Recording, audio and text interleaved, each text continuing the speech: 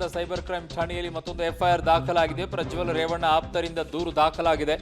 ನವೀನ್ ಗೌಡ ಎಂಬುವರ ವಿರುದ್ಧ ಎಫ್ಐಆರ್ ದಾಖಲಾಗಿದೆ. ಮಾಫ್ ಮಾಡಿರುವ ಅಶ್ಲೀಲ ವಿಡಿಯೋದ ಪೆನ್ಡ್ರೈವ್ನಲ್ಲಿ ಹಂಚಿಕೆ ಮಾಡಿರುವಂಥ ಆರೋಪವನ್ನ ಮಾಡ್ತಾ ಇದ್ದಾರೆ. ಮಾಫ್ ಮಾಡಿರುವ ಅಶ್ಲೀಲ ವಿಡಿಯೋದ ಪೆನ್ಡ್ರೈವ್ನಲ್ಲಿ ಹಂಚಿಕೆಯನ್ನ ಮಾಡಿರುವಂಥ ಆರೋಪ ಅಂದ್ರೆ ಅದು ಪ್ರಜ್ವಲ್ ಅವರಲ್ಲ ಅನ್ನುವಂಥ ರೀತಿಯಲ್ಲಿ ಈಗ ಪ್ರಜ್ವಲ್ ರೇವಣ್ಣ ಅವರ ಆಪ್ತರು ದೂರನ್ನ ದಾಖಲು ಮಾಡಿದ್ದಾರೆ. ನವೀನ್ ಗೌಡ ಅನ್ನೋರ ಮೇಲೆ ಈಗ ಎಫ್ಐಆರ್ ಅನ್ನ ದಾಖಲು ಮಾಡಿದ್ದಾರೆ. ಈ ನವೀನ್ ಗೌಡ ಎಲ್ಲಿದ್ದಾರೆ ಏನು ಅಂತ ಅವರು ಕೂಡ ಇನ್ನೂ ಕೈಗೆ ಸಿಗ್ತಾ ಇಲ್ಲ ಅನ್ನೋದು ಕೂಡ ಕೇಳಿ ಬರ್ತಾ ಇದೆ. ಗೊತ್ತಿಲ್ಲ ಈಗ ಈ ಇನ್ನೊಂದು ಪ್ರಕರಣ ಒಂದು ಕಡೆಗೆ ಆರೋಪ ಬಂದರೆ ಇನ್ನೊಂದು ಕಡೆಗೆ ಪ್ರತ್ಯಾರೋಪವೂ ಕೂಡ ಬರ್ತಾ ಇದೆ. ಈಗ ಎಫ್ಐಆರ್ ಆ ಕಡೆನೂ ದಾಖಲಾಗಿದೆ, ಈಗ ಎಫ್ಐಆರ್ ಈ ಕಡೆನೂ ದಾಖಲಾಗಿದೆ. ಇದು ಮಾಫ್ ಮಾಡಿರುವಂಥ ಅಶ್ಲೀಲ ವಿಡಿಯೋ ಅಂತ ಹೇಳ್ತಾ ಇದ್ದಾರೆ. ನನ್ನ ಸಹೋದ್ಯೋಗಿ ಶಶಿಧರನ್ನ ಸಂಪರ್ಕಕ್ಕೆ ಸಿಗ್ತಾ ಇದ್ದಾರೆ. ಶಶಿಧರ್, ಈಗ ಡಿಫೆನ್ಸಿವ್ ಮೋಡ್ ಅಲ್ಲಿ ಈಗ ಅವ್ರು ಹೇಳ್ತಾ ಇರುವಂಥದ್ದು ಇದನ್ನ ಅಲ್ಲಗಳಿತಾ ಇದ್ದಾರಾ? ಈ ವಿಡಿಯೋಗಳು ಇವ್ಯಾವುದು ಕೂಡ ಅಲ್ಲ, ಮಾಫ್ ಮಾಡಿದ್ದಾರೆ ಅನ್ನುವಂಥದ್ದನ್ನ ಎಫ್ಐಆರ್ ಅಲ್ಲಿ ದಾಖಲು ಮಾಡಿದಾರಾ? ಈ ಬಗ್ಗೆ ಸ್ಪಷ್ಟನೆ ಕೊಡ್ತಾ ಇದ್ದಾರಾ ರೇವಣ್ಣ ಅವರು?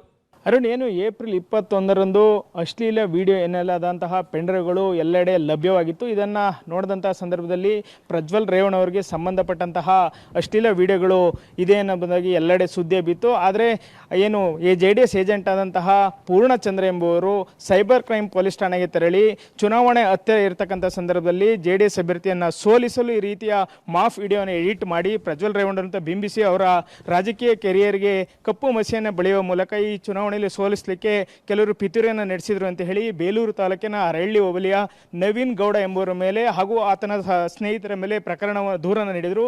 ಆ ಪ್ರಕರಣವನ್ನು ದಾಖಲಿಸಿಕೊಂಡಿರ್ತಕ್ಕಂಥ ಸೈಬರ್ ಕ್ರೈಮ್ ಪೊಲೀಸ್ ಠಾಣೆ ಪೊಲೀಸರು ಇದೀಗ ತನಿಖೆಯನ್ನು ಚುರುಕುಗೊಳಿಸಿದ್ದಾರೆ. ಆದರೆ ಈ ನವೀನ್ ಗೌಡನೇ ಪೆನ್ಡ್ರೈವ್ಗಳನ್ನು ಎಲ್ಲೆಡೆ ಇಟ್ಟಿದ್ನ, ಇದರಿಂದ ಬೇರೆ ಯಾರದು ಕುಮ್ಮಕ್ಕಿದೆಯಾ ಅನ್ನೋದು ತನಿಖೆ ವೇಳೆ ಬಹಿರಂಗವಾಗಬೇಕಾಗಿದೆ. ಇದೆಲ್ಲರ ನಡುವೆ ಈಗ ಮಾಜಿ ಸಚಿವ HD ರೇವಣ್ಣ ಅವರ ಮೇಲೂ ಸಹ ಲೈಂಗಿಕ ದೌರ್ಜನ್ಯ ಪ್ರಕರಣ ದಾಖಲಾಗಿರ್ತಕ್ಕಂಥದ್ದು. ನಿಜಕ್ಕೂ ಇದೊಂದು ಮಾಜಿ ಸಚಿವ ರೇವಣ್ಣ ಅವರಿಗೆ ಎಲೆಕ್ಷನ್ ಟೈಮಲ್ಲಿ ದೊಡ್ಡ ಸಂಕಷ್ಟವನ್ನು ತಂದು ಹಿಡಿದಿದೆ ಅಂತ ಹೇಳ್ಬೋದು ಅರುಣ್. ಓಕೆ ಶಶಿಧರ್, ನಿಮ್ಮೆಲ್ಲ ಮಾಹಿತಿಗೆ ಧನ್ಯವಾದಗಳು. ಸೊ ಹಾಸನದ ಸೈಬರ್ ಕ್ರೈಮ್ ಠಾಣೆಯಲ್ಲಿ ಈಗ ಮತ್ತೊಂದು ಎಫ್ಐಆರ್ ಆಗಿದೆ. ಒಂದು ಕಡೆಗೆ ಮನೆಯಲ್ಲಿ ಕೆಲಸ ಮಾಡ್ತಾ ಇದ್ದಂಥವರು ಅವರು ಕೂಡ ಒಂದು ದೂರು ದಾಖಲು ಮಾಡಿದ್ದಾರೆ. ಇನ್ನೊಂದು ಕಡೆಗೆ ಪ್ರಜ್ವಲ್ ರೇವಣ್ಣ ಅವರ ಆಪ್ತರು ಕೂಡ ಒಂದು ದೂರು ದಾಖಲು ಮಾಡಿದ್ದಾರೆ. ಅವ್ರು ಹೇಳ್ತಾ ಇರೋದು ಇದು ಮಾಫ್ ಮಾಡಿರುವಂಥ ಅಶ್ಲೀಲ ವಿಡಿಯೋ ಅಂತಿದ್ದಾರೆ. ನವೀನ್ ಗೌಡ ಅನ್ನೋರ ವಿರುದ್ಧ ಈಗ ಎಫ್ಐಆರ್ ಕೂಡ ದಾಖಲಾಗಿದೆ.